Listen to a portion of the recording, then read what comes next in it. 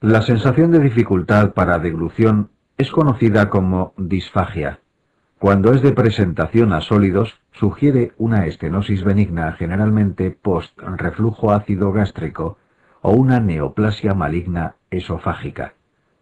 En estos casos es progresiva y constante a diferencia de la apreciada cuando existen membranas o anillos donde la presentación es súbita. Si se debe a una enfermedad neurológica como Parkinson, Alzheimer o ictus, o musculares como las miopatías, la disfagia es tanto a sólidos como a líquidos. En general, en estas enfermedades los líquidos son peor tolerados. La sospecha de una enfermedad neuromuscular con disfaga a sólidos y líquidos obliga a realizar una manometría como prueba diagnóstica final, aunque no excluye la realización previa de una endoscopia, que siempre es conveniente para excluir procesos que mimeticen la enfermedad motora. En relación con la localización anatómica, es apropiado distinguir entre la disfagia orofaringea o del esófago superior y la del esófago inferior. La primera de ellas se distingue porque la sensación de disfagia es precoz y se acompaña de accesos de tos o aspiración al inicio de la deglución, incluso en ocasiones de regurgitación nasal. En un caso de disfagia se hace necesaria la visualización del tubo digestivo y la prueba diagnóstica de elección es la endoscopia. El tratamiento de la disfagia orofaringea, independientemente de su etiología, se basa en la administración de alimentos semisólidos o espesantes en los casos leves, y en los severos la nutrición por sonda nasogástrica.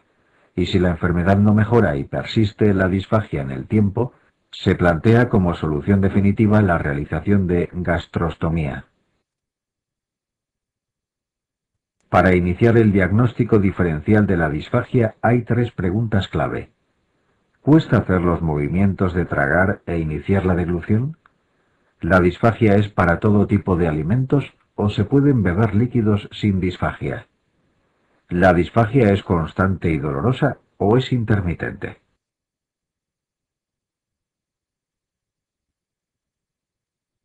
El primer paso para realizar el diagnóstico diferencial de una disfagia es determinar si la dificultad para la deglución ocurre al inicio de la misma o se produce después de la deglución.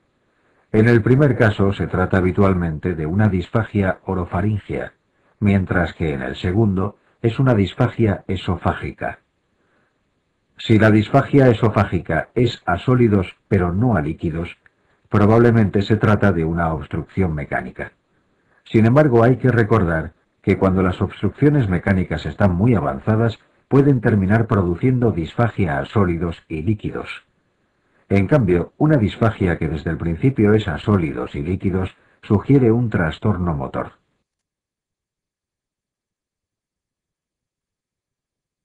Entre las disfagias de causa mecánica, un comportamiento intermitente sugiere un anillo de Satsky. Una disfagia progresiva sugiere una estenosis.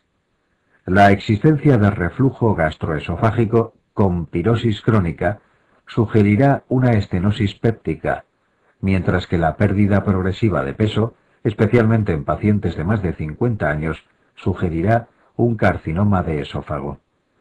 Entre las disfagias de causa motora hay que distinguir entre el espasmo esofágico difuso, la esclerodermia y la acalasia. La disfagia por alteración motora del esófago puede ser producida por espasmo esofágico difuso, acalasia y esclerodermia. El espasmo esofágico difuso cursa con dolor intermitente con la deglución, y en la manometría se recogen ondas semejantes a las observadas en la acalasia vigorosa, pero con buena relajación en el esfínter esofágico inferior. La acalasia es una enfermedad infrecuente que cursa con deplección de las neuronas de los plexos intramurales de la pared del esófago inferior y condiciona debilidad motora y, por tanto, disfagia a sólidos y líquidos. El esfínter esofágico inferior pierde las neuronas relajadoras, por lo que en reposo está hipertónico y es dificultosa su relajación con la deglución, contribuyendo este mecanismo de forma relevante a aumentar la sensación de disfagia.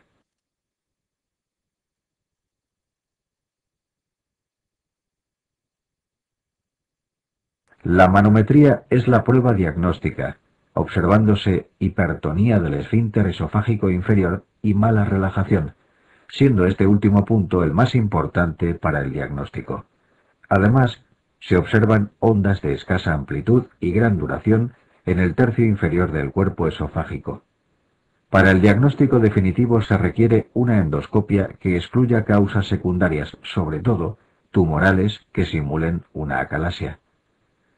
Se asocia a esofagitis, no por reflujo ácido, y mayor riesgo de carcinoma esofágico.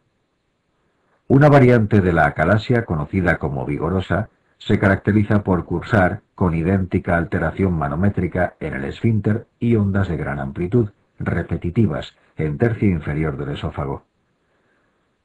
En realidad, la acalasia vigorosa no es una enfermedad o entidad clínica como tal, sino que se trata generalmente de una acalasia en fases iniciales de su evolución, y que por la denervación de la pared esofágica presenta contracciones de gran amplitud, por lo que además de disfagia puede tener episodios de intenso dolor torácico, retroesternal y en ocasiones odinofagia. En la esclerodermia se produce atrofia y fibrosis del músculo esofágico inferior, condicionando disfagia por hipoperistaltismo y ondas en cuerpo esofágico de escasa amplitud y larga duración, pero con hipotonía basal y relajación adecuada del esfínter con la deglución. En la amiloidosis se produce un cuadro similar con infiltración del esfínter esofágico inferior por material amiloide que impide tanto su relajación como su cierre completo, pudiendo coexistir dilatación del esófago inferior con reflujo.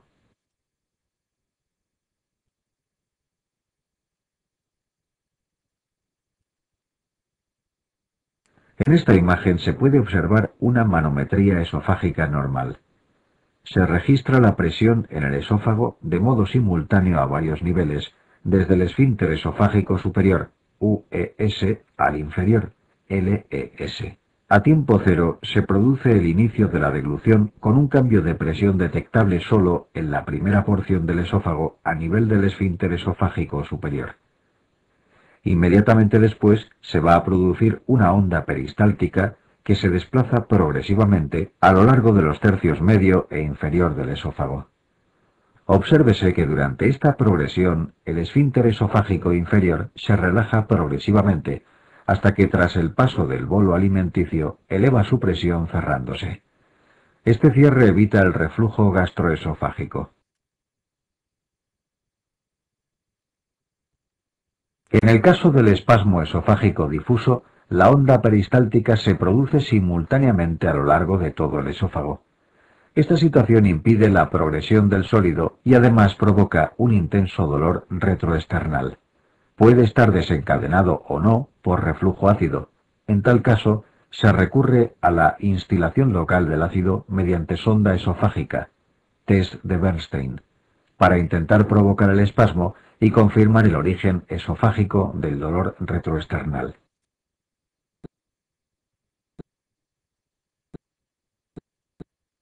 En el caso de la acalasia, el inicio de la onda peristáltica esofágica en el tercio superior se acompaña simultáneamente de un aumento en el tono del esfínter esofágico inferior que va a impedir el paso de sólidos del esófago al estómago. Se describen dos tipos de acalasia primaria: la acalasia clásica con contracciones de baja amplitud y la acalasia vigorosa de gran amplitud y repetitiva. En la acalasia nunca se produce reflujo gastroesofágico. En la esclerodermia y en la amiloidosis, el esfínter esofágico inferior no se relaja, pero tampoco se contrae, y el tercio inferior del esófago presenta ondas de baja intensidad. Al igual que en la acalasia, se va a producir una dilatación del tercio inferior del esófago, pero a diferencia de esta, se puede observar reflujo gastroesofágico por la falta de cierre del esfínter. En esta imagen pueden verse algunas imágenes típicas de la acalasia, en la cual la insuficiencia del esfínter esofágico inferior para relajarse en respuesta a la deglución causa peristalsis ineficaz o ausente del tercio distal del esófago. En la imagen de la izquierda, el esófago dilatado con ausencia de paso de contraste hacia el estómago. En las imágenes endoscópicas obsérvese la contractura del esfínter esofágico inferior y la presencia de restos alimentarios que con frecuencia causan sobrecrecimiento bacteriano y esofagitis local. En la acalasia nunca hay esofagitis por reflujo. La complicación más frecuente de la acalasia es la aspiración traqueal, observable hasta en el 30% de los casos. La aparición de cáncer de esófago puede complicar un 2 a 7% de las acalasias. Por último, recuerden que la esofagitis en la acalasia es relativamente frecuente, pero siempre por crecimiento micótico o bacteriano, o por irritación de los alimentos retenidos, pero nunca por reflujo. El tratamiento de elección en la acalasia es la dilatación con balón, que ha sustituido con ventaja a la dilatación mediante la deglución de bujías de tamaños progresivos. Es efectiva en el 85% de los pacientes, aunque ofrece menos resoluciones definitivas a largo plazo que la cirugía. Las principales complicaciones esperables son la perforación y la hemorragia. Es habitual que tras la dilatación el esfínter quede incompetente y haya reflujo. Son contraindicaciones absolutas la existencia de divertículos epifrénicos, la presencia de formas anómalas del esófago, miotomías previas o grandes hernias de hiato. Tampoco se recomienda como técnica de elección en niños. En jóvenes el porcentaje de éxito se reduce a un 50%. El tratamiento quirúrgico consiste en la miotonía submucosa de Heller. Esta técnica es de elección sobre la dilatación en pacientes jóvenes, en pacientes en los que fracasa la dilatación, en pacientes con contraindicación para la dilatación y en pacientes que eligen dicha técnica por mejor resultado a largo plazo.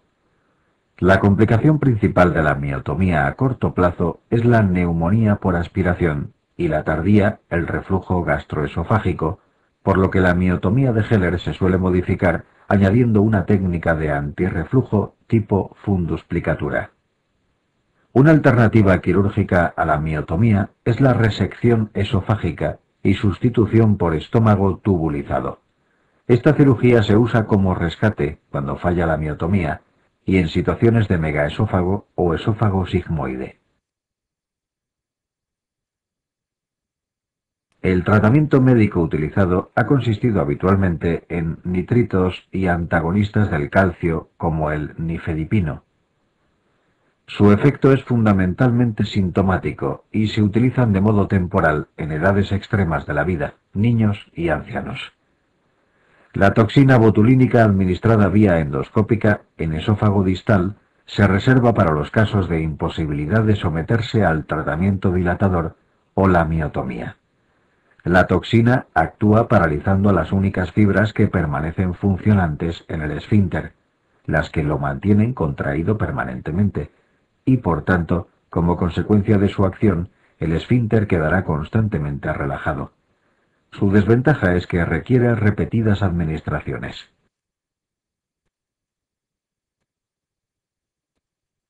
La miotomía de Heller consiste en una incisión longitudinal a nivel del esfínter esofágico inferior, iniciándose junto a los pilares del diafragma, paralela a la línea del nervio vago anterior. Se seccionan la serosa y la muscular, respetando la submucosa. La incisión debe prolongarse hasta 2,5 centímetros por debajo del esfínter esofágico inferior. La principal dificultad de la técnica reside en la posibilidad de dejar dicho esfínter insuficiente, por lo que habitualmente la miotomía de Heller se combina con distintas técnicas antirreflujo realizadas tanto por abordaje torácico como abdominal.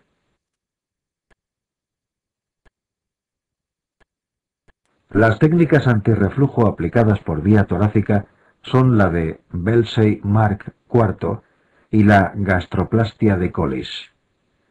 Esta última técnica habitualmente requiere un doble abordaje y se completa con una fundusplicatura de Nissen por vía abdominal. Las técnicas realizadas por abordaje abdominal son las fundosplicaturas de Nissen, Toupet y Dor, y básicamente difieren en qué proporción del esófago es rodeado por el fundus duplicado. En la enfermedad por reflujo gastroesofágico, el síntoma característico es la sensación de ardor postprandial en el área retroesternal o pirosis. Este síntoma, más aún si se acompaña de la regurgitación ácida, es tan sugerente de enfermedad por reflujo gastroesofágico que no se necesita medida diagnóstica alguna, y se inicia tratamiento con inhibidores de la bomba de protones de forma empírica. En los casos con otros síntomas añadidos como disfagia, dolor precordial, dolor esternal, etc., se requiere una endoscopia.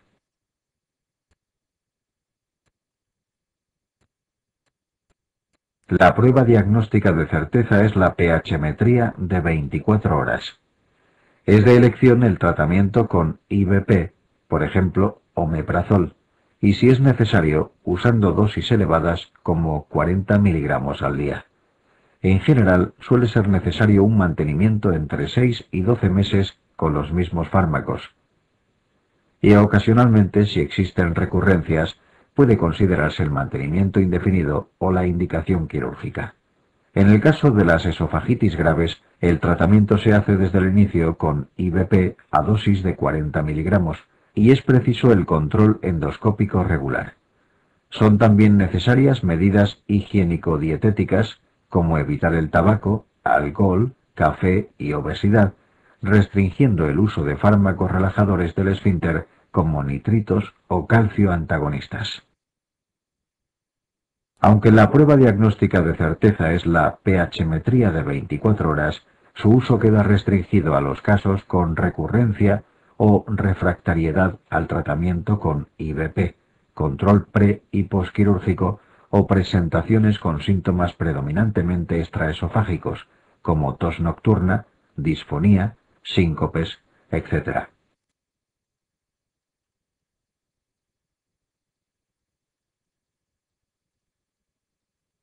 En esta diapositiva se puede observar la generación de reflujo gastroesofágico. El test de Bernstein, o de provocación con una ligera cantidad de ácido, se utiliza para aquellos casos en los que predomina una clínica con episodios aislados y limitados de intenso dolor retroesternal, parecido al angor y con pH-metría no diagnóstica. El esofagograma con bario tiene poca utilidad, únicamente como prueba complementaria a la endoscopia en el estudio de las estenosis. Una complicación de la esofagitis grave por reflujo es el esófago de Barrett. Se caracteriza por la aparición de áreas de epitelio intestinal, conocido como metaplasia, en el seno de esofagitis por ácido, como medida de defensa desarrollada por el esófago para protegerse de la agresión ácida. Su interés radica en que hay que considerarla como una lesión premaligna, cuando su tamaño sea igual o superior a 3 centímetros. En general, suele aparecer sobre áreas esofágicas con tendencia a la estenosis. La presencia de esta complicación en una esofagitis secundaria a enfermedad por reflujo gastroesofágico obliga a establecer una pauta de vigilancia endoscópica con esofagogastroscopia para la prevención del carcinoma esofágico, fundamentalmente de tipo adenocarcinoma. Se hacen necesarias endoscopia de control y biopsia cada 1 o 2 años, excepto si se observan atipias en algunas de las muestras, en cuyo caso deben realizarse las endoscopias de control cada 6 meses, pues se considera que presenta una displasia leve. El tratamiento del EB es el de la propia esofagitis y se recomienda, aunque la clínica de esta remita, continuar indefinidamente con inhibidores de la bomba de protones, IVP, o plantearse la cirugía antirreflujo. Ambas medidas evitan la progresión a tumor, aunque no garantizan la regresión de las lesiones. La aparición de atipias múltiples, valorada por dos anatomopatólogos distintos, se considera displasia severa. Esta situación es asumida como de muy alto riesgo de neoplasia e indica la realización esofagectomía de la zona enferma.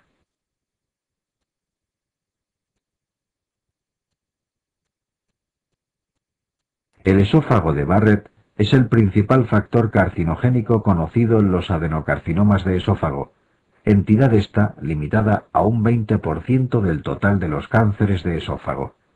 Tiene asimismo una fuerte asociación a la ingesta de tabaco y alcohol. Sin embargo, la mayoría de los cánceres de esófago se corresponden con carcinomas epidermoides. Una de sus características es la frecuencia de síntomas paraneoplásicos que incluyen hiperkeratosis palmar, elevación del péptido similar a PTH y de ACTH. En su etiología se han implicado tabaco, alcohol, cáusticos, nitritos, micotoxinas, síndrome de Plummer-Vinson, tilosis, calor local, reflujo, espasmo esofágico y déficits de algunos oligoelementos como el molibdeno o el zinc y la vitamina A.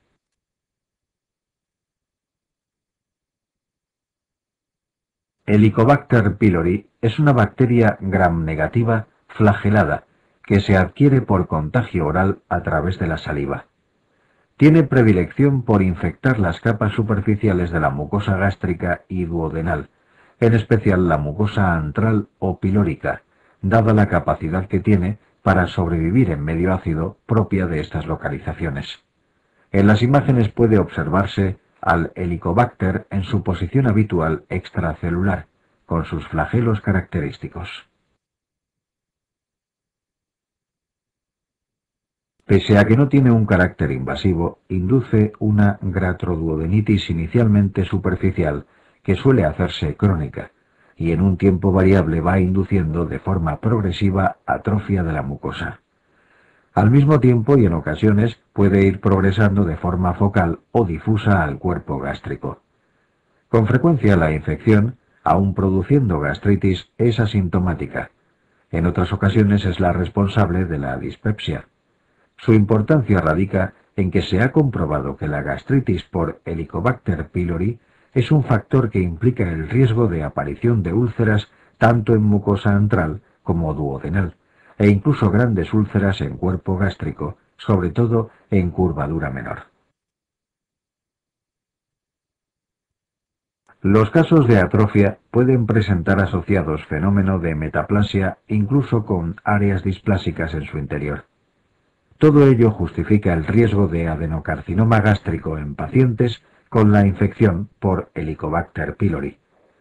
Característicamente, aunque infrecuente, se ha descrito la asociación de esta infección con la aparición de linfomas gástricos tipo MALT. En esta situación y en casos precoces con poca extensión intramural, la terapia erradicadora de Helicobacter pylori puede inducir la remisión total del proceso linfoproliferativo. El diagnóstico de certeza de la infección por Helicobacter pylori es el aislamiento en medios de cultivo de la bacteria tras procesar muestras de la mucosa gástrica. La dificultad técnica de este medio diagnóstico y su escasa sensibilidad restringe su uso para aquellos casos en los que se requiera un antibiograma. Dos test histológicos son de utilidad. El test de la ureasa consiste en la valoración de los cambios de color de un reactante químico cuando se introducen muestras de mucosa gástrica antral infectadas por la bacteria. El otro procedimiento es la tinción con la técnica de Giemsa modificada de la mucosa gástrica y la visualización al microscopio óptico de la bacteria. Ambas técnicas son de alta sensibilidad y, en concreto, la tinción de Giemsa consigue cerca de un 100% de sensibilidad para los casos asociados a úlcera duodenal. El test del aliento con urea marcada en el isótopo C13 es sencillo, fácil, no invasivo y tiene una excelente sensibilidad y especificidad, con una rentabilidad diagnóstica cercana al 95%, lo que le otorga validez en casi todas las circunstancias en que se sospeche la infección por Helicobacter pylori. En la infección por Helicobacter pylori no existen portadores. Si el paciente presenta positividad en alguno de los test indicados, debe considerarse enfermo, aunque no tenga sintomatología. En la práctica clínica habitual, la investigación de H. pylori suele iniciarse en el momento del diagnóstico endoscópico de una úlcera gastroduodenal. Sobre el material biópsico se realiza el test de ureasa tisular y una tinción por Ciemsa. De confirmarse la infección, se inicia el tratamiento, utilizándose el test de ureasa en el aliento después del tratamiento erradicador. La presencia de anticuerpos circulantes no distingue la infección activa de la infección curada, por lo que solo es útil en screening poblacionales, pero no tiene utilidad clínica individual. El cultivo no se realiza habitualmente sobre la primera biopsia, reservándose para situaciones en las que se confirma resistencia a la primera y segunda líneas de tratamiento. Las úlceras pépticas deben presentar un diámetro superior a 5 milímetros, a diferencia de las úlceras agudas de estrés, que además de ser múltiples y superficiales, presentan un diámetro inferior. Son más frecuentes en su localización duodenal, sobre todo en la primera porción o bulbo.